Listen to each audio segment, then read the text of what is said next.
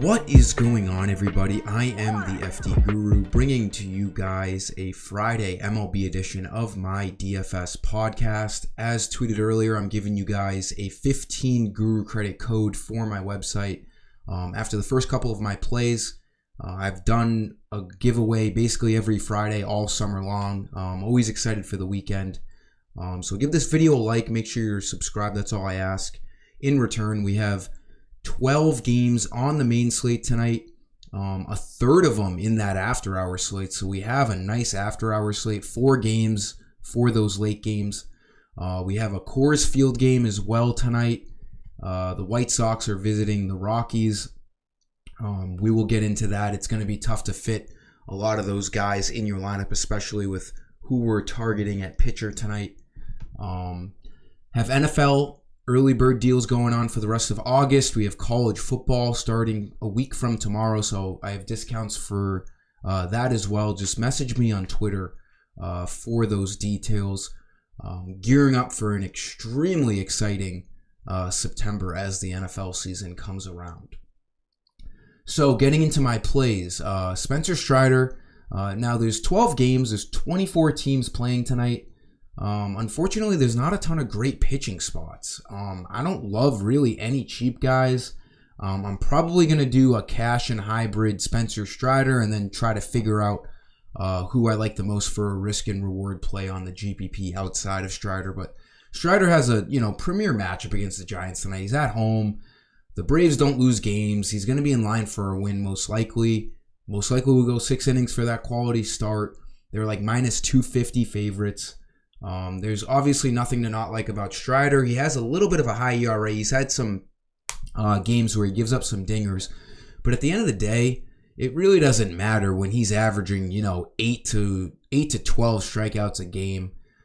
He had a tough start 2 starts ago in Pittsburgh. I remember we had him. The guy is human. He's not perfect. Although at 11,500, you better be pretty damn near perfect. But it was good to see him bounce back at Citi Field against the Mets with 0 runs given up. If he didn't bounce back against the Mets last start, it would be a different story today in terms of my confidence for Strider. But the fact that he had a terrible outing against the Pirates and then got right back to himself getting 49 fantasy points, tells you all what you need to know. The guy's averaging 41 fantasy points on the year. The Giants, not really a tricky lineup. They got a lot of guys who can strike out. So even if it was a team that doesn't strike out a lot, it doesn't matter. Strider's the best strikeout pitcher in the league. Could go down as one of the best strikeout guys we've ever seen if he can stay healthy long enough. For the infield, it looks like Bryce Harper's coming back. He homered twice yesterday. They have a great matchup tonight in Washington. They're great value. The Phillies aren't too expensive. 3,500 is a good price on a guy like Harper. His power numbers are down, but he hasn't played a whole season. His average looks great, 291.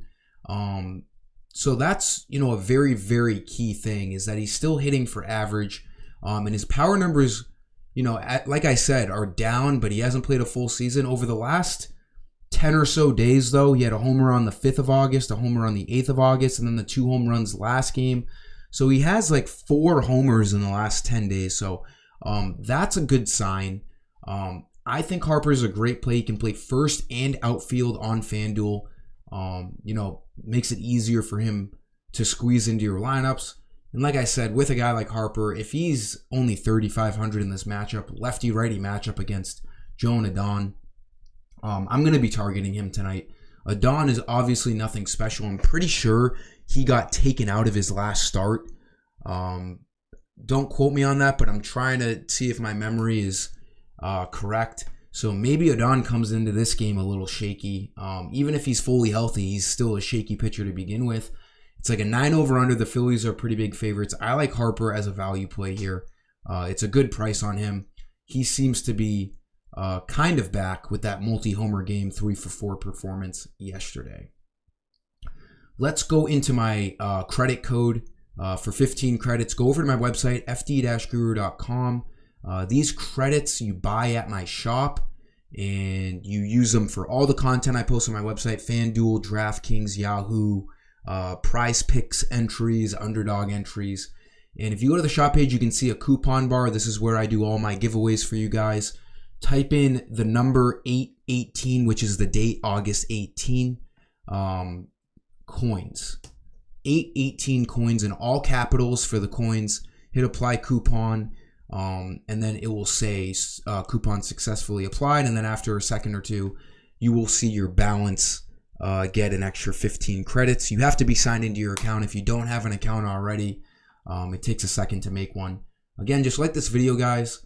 We had a solid night last night. The Yahoo lineup did really well.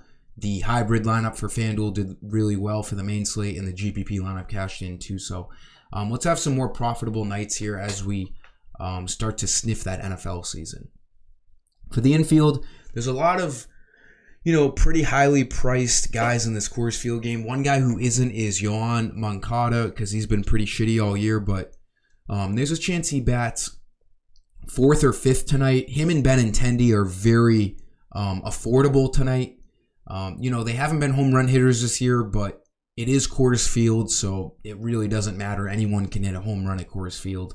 3,000 is a really nice price. I think he's going to be batting in a good spot in this lineup. We have a bad pitcher on the Rockies. Shocker.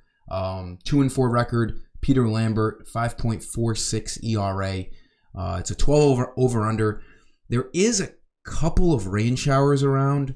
It's really the only game that has rain around, so there might be a delay, but let's be honest, we're not picking pitchers in this game anyways, so the hitters are going to be fine even if there is a delay. The winds are blowing out 10 plus miles an hour, so that only helps an already very friendly hitting environment in Coors Field. So Moncada's great.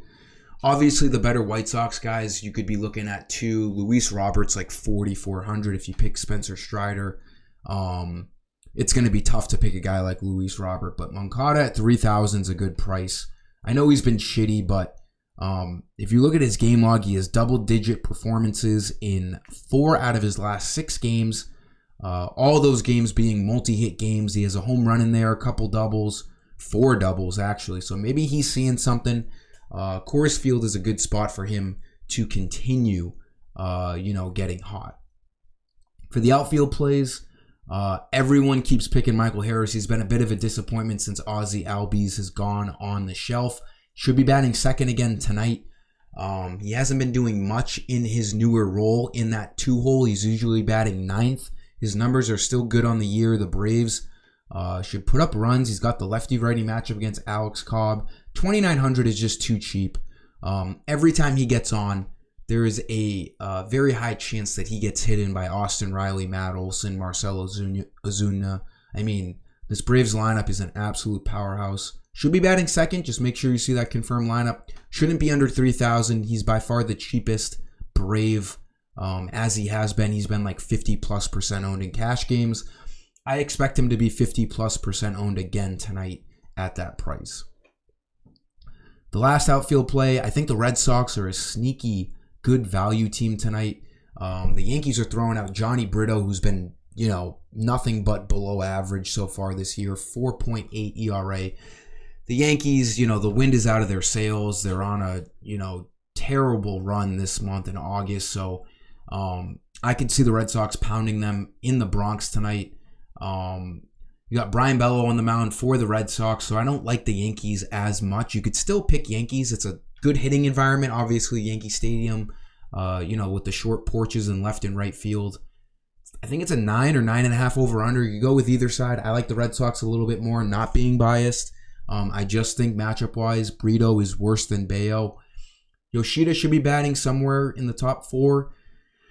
When I put Yoshida here, it could really be any Red Sox. I think Devers is still fairly cheap. Jarren Duran could be leading off. Alex Verdugo could be leading off, and those guys are like 2,800 and 3,000. Any of these Red Sox at the top of the lineup are all very cheap, good value. I like Yoshida. He's been on a little bit of a slump, had a multi-hit game last game, so that was good to see. Still great rookie numbers, 300 average. He was hitting homers a lot to start the year. He has slowed down, but I'm not really picking Yoshida for the home runs. I'm picking him for the on-base percentage and the potential steals. He hasn't stolen a base in forever either, but maybe he gets going tonight. Again, we have to see this confirmed lineup. I have Yoshida in right now, but it could really be any Red Sox player, 1 through 5. Even Tristan Casas with the lefty-righty matchup could be batting 5th tonight, and he's been, having a great rookie season as well. That'll do it for this video, guys. Let's have a great Friday night main slate here with 4-game after-hour slate as well. Give this video a like, put in that Guru credit code, and let's see some green tonight. Until next time, guys, thanks for stopping by. I am the FD Guru. Peace.